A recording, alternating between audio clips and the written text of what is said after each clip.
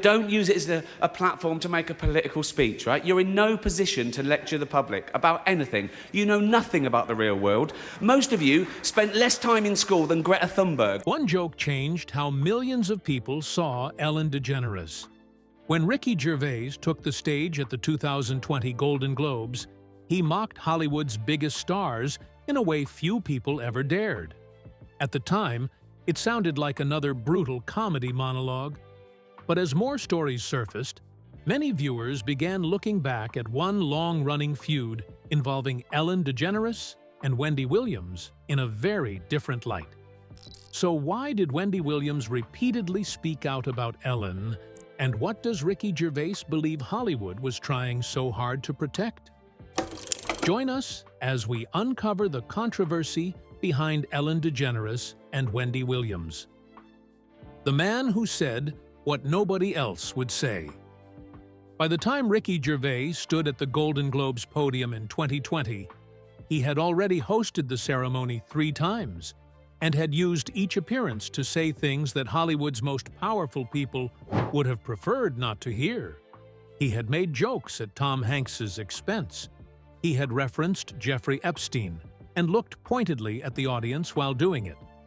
He had told the room not to use their acceptance speeches as political platforms because nobody watching at home cared what they thought. He had described Apple TV Plus as a company that runs sweatshops in China and pointed at the Apple executives in the audience while saying it. Ricky said in the aftermath of his 2020 hosting appearance that he had one rule for his material. Would he say it to the person's face? He described the Golden Globes audience as the most privileged people in the world and said he found it extraordinary that anyone treated them as authority figures on anything outside of their specific craft.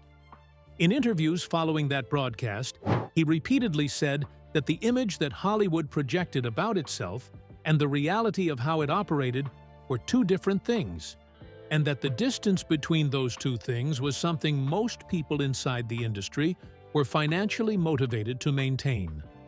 The image versus the reality gap that Gervais kept pointing at from the Golden Globes stage was exactly the gap that Wendy Williams had been pointing at from her talk show chair for years. And it was exactly the gap that Anne Heche described in a 2021 podcast recording that most people did not hear until after she was dead. Both of them had been inside the world that Ricky was describing from the outside. And both of them had discovered the same thing about what happens when you describe it accurately from the inside.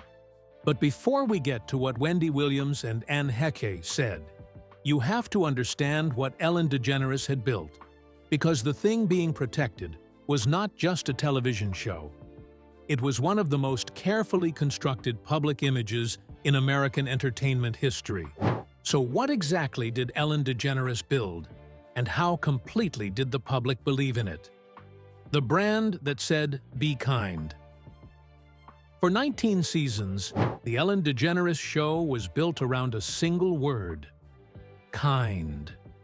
Ellen DeGeneres danced onto her stage every day, and the audience danced with her. She gave away cars to people in financial need. She donated money to families who had suffered disasters.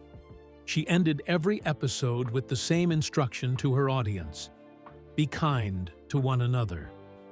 The instruction became a signature.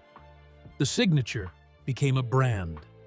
The brand became one of the most successful daytime television operations in history. The Ellen DeGeneres Show ran from 2003 to 2022, producing 19 seasons and winning 63 Daytime Emmy Awards. At its commercial peak, the show was watched by approximately 4 million viewers per episode in the United States alone, and was broadcast internationally across dozens of countries. Ellen herself was named one of Time magazine's 100 most influential people multiple times. She received the Presidential Medal of Freedom from Barack Obama in 2016. The identity of the show was its entire commercial foundation. That identity was also the reason that anyone who contradicted it publicly was swimming against an extraordinarily powerful current.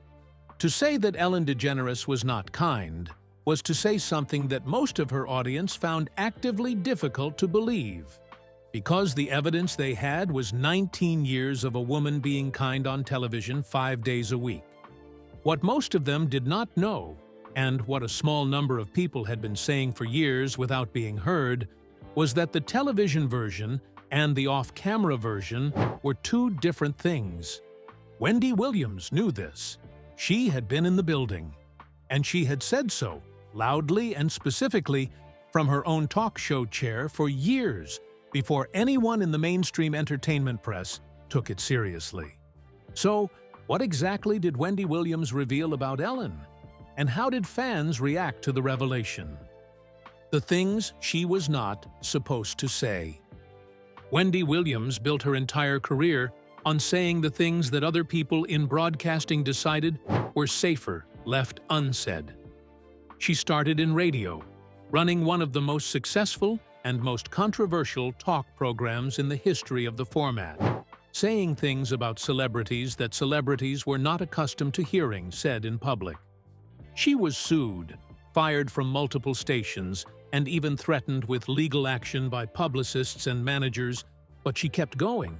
When The Wendy Williams Show launched in 2008 and made the transition from radio to daytime television, she brought the same approach with her. Her Hot Topics segment was the centerpiece of every episode, and it operated on a simple principle. Wendy Williams would say what she actually thought about whatever was happening in celebrity culture, without the layer of managed positivity that most daytime television applied to the same material. She called it keeping it real. Her audience called it exactly what it was: the show that told you what the other shows would not. The relationship between Wendy and Ellen had been visibly uncomfortable every time they shared a space. Wendy appeared on The Ellen DeGeneres Show twice. Both appearances generated moments of tension that were edited down for broadcast, but that left enough on screen that people who watched closely could see the chemistry between the two women was essentially non-existent.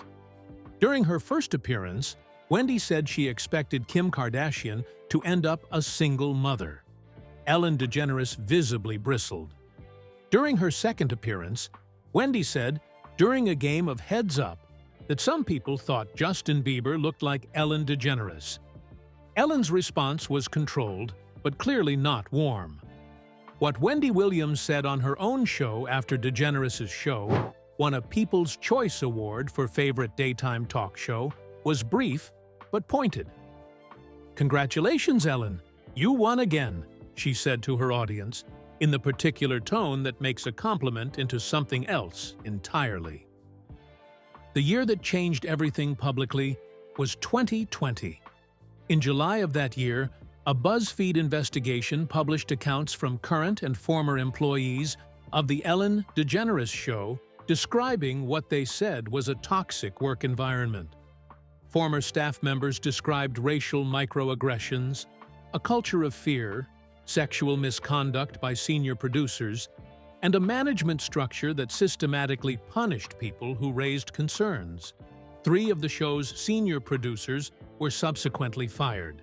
Ellen DeGeneres addressed the allegations at the beginning of season 18, telling her audience that she was disappointed and that she had always tried to create a work environment that was the opposite of what had been described.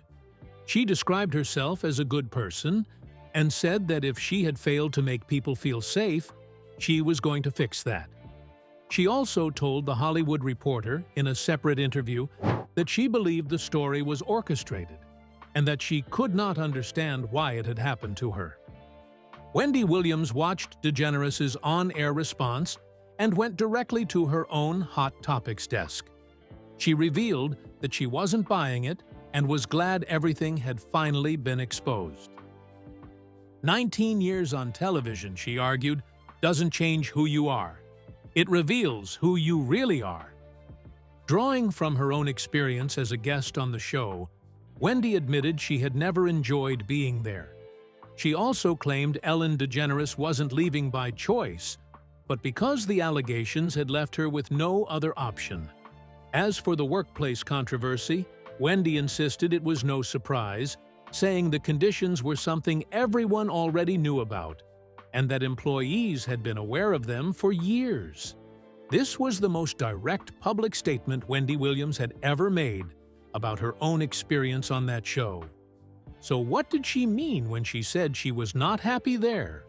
And what did the person who had known Ellen DeGeneres most intimately say about what the experience of being close to her actually involved? Anne Heche and the recording that came after death. Anne Heche was one of the most promising actresses in Hollywood when she met Ellen DeGeneres at a Vanity Fair Oscar party in 1997. She was 28 years old. DeGeneres was 39. Within 4 days of meeting each other, they were in a relationship that both women would later describe as intense and immediate in a way that neither of them had experienced before. The relationship was significant in American cultural history. At the time they went public, in 1997, open same-sex relationships between public figures at the level of celebrity that both women occupied were almost unheard of. The Advocate described them as the first gay supercouple. They walked red carpets together. They did magazine covers. They appeared on talk shows. In a cultural climate that was not fully prepared for what they were doing, they did it without apparent hesitation. Then they broke up, and that was the beginning of trouble. What Anne said in a 2021 podcast episode, recorded more than a year before her death, was that the relationship had cost her professionally in ways she had not understood while it was happening and had only begun to piece together afterward. Speaking on her podcast Better Together with Anne Heche and Heather Duffy Boylston, Anne and her co-host discussed the ways in which Ellen had allegedly used her platform to prevent Anne from promoting projects. Heather told Anne directly that they were finding out, as people came forward, information about how Anne had blocked Heche in ways they had no idea about at the time. Anne confirmed this, describing what she presented as an implicit threat that Ellen DeGeneres had communicated to networks and studios, that if they had Anne in a project, they would not get promotional access to the Ellen DeGeneres show. When Heather asked Anne directly why she had broken up with DeGeneres, Anne's answer was exact. She said she thought the listener already knew the answer. She said it could be whittled down to one thing. She said that if living in love and kindness was her destination and her dream for everyone, that was not DeGeneres' goal. She then addressed DeGeneres directly as though speaking to her, "I hope you like your money, because that's why I broke up with you.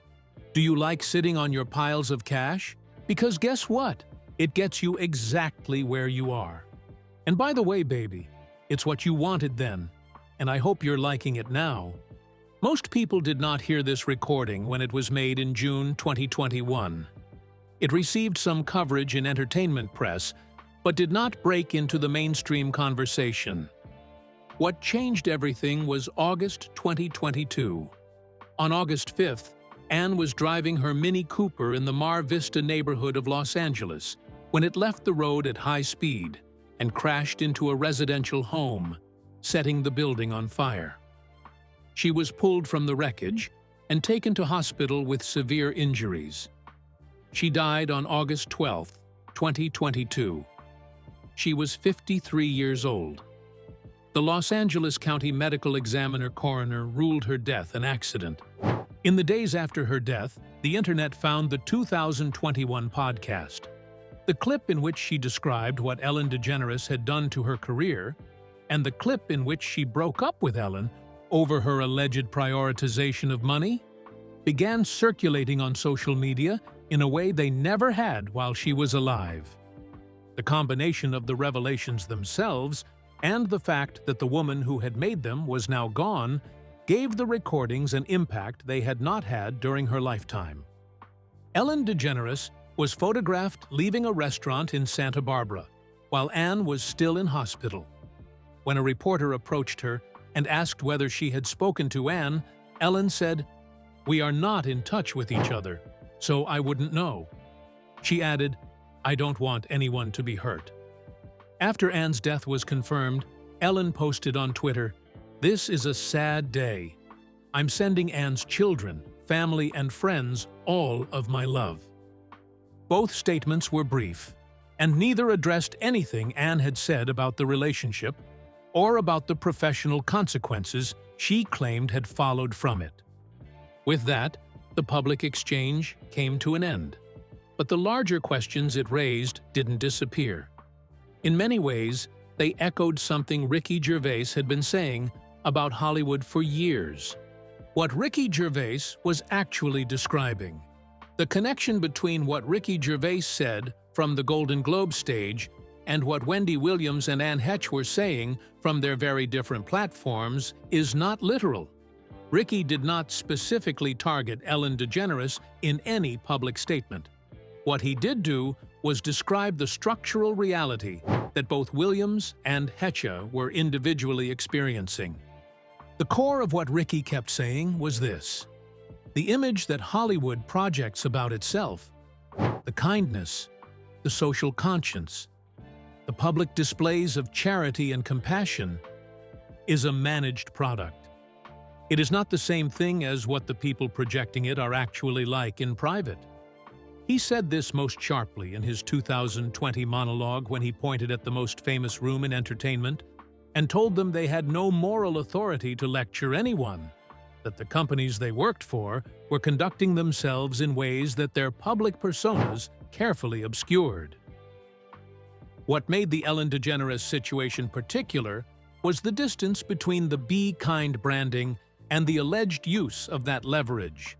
The woman whose show was built on the instruction to be kind to one another was, according to both Anne's direct account and the testimony of former employees documented in the 2020 BuzzFeed investigation, operating with a sharp awareness of how her platform could be used to reward and to punish. Ricky Gervais, from outside the system, kept naming this gap without pointing at any single person. Wendy Williams, from inside the daytime television world, kept pointing at the specific person. And Anne Heche, from inside the relationship itself, described the mechanism with the precision of someone who had lived inside it and lost things to it. Yet history has a way of changing the conversation. As the spotlight stayed on Ellen DeGeneres in 2020 and 2021, Wendy Williams was facing a far more personal crisis, one that had nothing to do with Ellen and everything to do with her own life. The parallel story running alongside the Ellen DeGeneres narrative is the story of what happened to Wendy Williams herself, because by the time the Ellen story was fully breaking into public consciousness in 2020 and 2021, Wendy Williams was fighting a battle on a completely different front that had nothing to do with DeGeneres and everything to do with her own health and the structures around her. In September 2021, Wendy went on hiatus from her show due to complications from Graves' disease, an autoimmune condition affecting the thyroid that she had been managing since 2018. She had previously taken breaks from the show for health reasons, including a brief collapse on set in 2017. The 2021 hiatus became indefinite. The Wendy Williams show continued without her, with a rotating roster of guest hosts filling her chair. Williams never returned, and in February 2022, the show officially ended after 14 seasons. In 2023, a documentary about her life, Where is Wendy Williams?, was released and documented the extent of her health challenges, which had grown to include dementia. The documentary revealed that Williams had been placed under a court-ordered guardianship after a period in which her finances and her health had both deteriorated significantly. In April 2024, her care team publicly confirmed she had been diagnosed with primary progressive aphasia and frontotemporal dementia, a progressive condition that affects language, behavior, and cognition.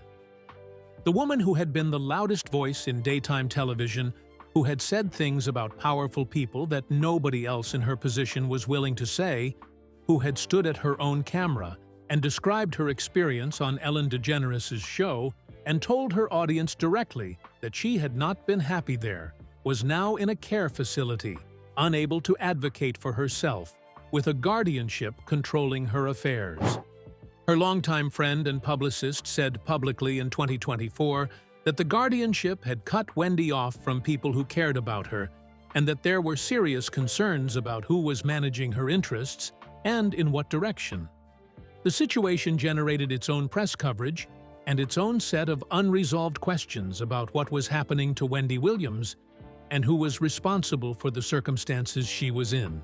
It was a story about a woman who had spent her career saying things that powerful people did not want said, who had ended up in a situation where other people were now making decisions about her life, her money, and her access to the outside world. Do you think Hollywood has actually changed since any of this came out? Share your thoughts in the comments below. Remember to like, share, and subscribe for more. Also, click the next video showing on your screen. You will enjoy it.